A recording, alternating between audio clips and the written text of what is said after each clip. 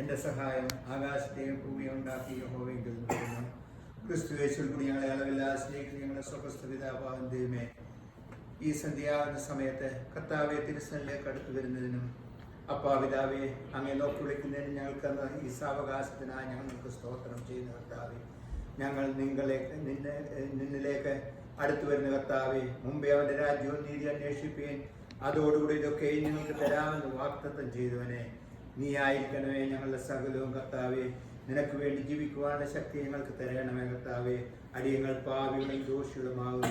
ഞങ്ങളുടെ പാപങ്ങളും ദോഷങ്ങളും എല്ലാം അടിയങ്ങൾക്ക് കർത്താവെ ഈ ഭവനത്തിലേക്ക് വരുന്നതിനും കർത്താവെ അല്പസമയം ഇവിടെ ചിലവഴിക്കുന്നതിനും കർത്താവെ നിന്നെ പാടി സ്തുതിക്കുന്നതിനും കർത്താവെ ഞങ്ങൾ പ്രാർത്ഥിക്കുന്നതിനും തന്നെ ഈ സാവകാശത്തെ ഓർത്ത് ഞങ്ങൾക്ക് സ്തോത്രം ചെയ്യുന്ന കർത്താവെ, നീ അടിയങ്ങളെ കാത്തുകൊള്ളേണം കർത്താവെ.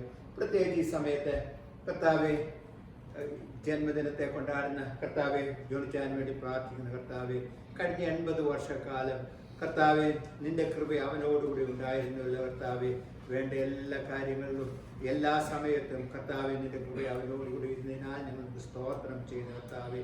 കർത്താവെ കുടുംബമായിട്ട് കർത്താവെ നിന്റെ ദാസനെ അനുഗ്രഹിക്കണം കർത്താവെ.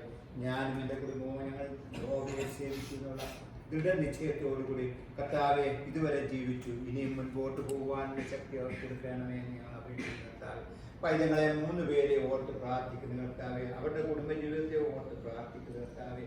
കർത്താവെ ചെറു പൈതങ്ങളെ ഓർത്ത് പ്രത്യേകിച്ച് പ്രാർത്ഥിക്കുന്നു കർത്താവെ. ബാലാരിഷ്ടകളിൽ നിന്നൊക്കെ മാറ്റണം, അവരുടെ പഠിത്ത കാര്യങ്ങളിൽ കൂടിയിരിക്കണമേ കർത്താവെ. നിന്നെ കണ്ടുകൊണ്ട് നിന്നെ സാക്ഷി ജീവിക്കുവാനുള്ള ശക്തി ഓരോ പൈതങ്ങൾക്കും കൊടുക്കണേ കർത്താവെ.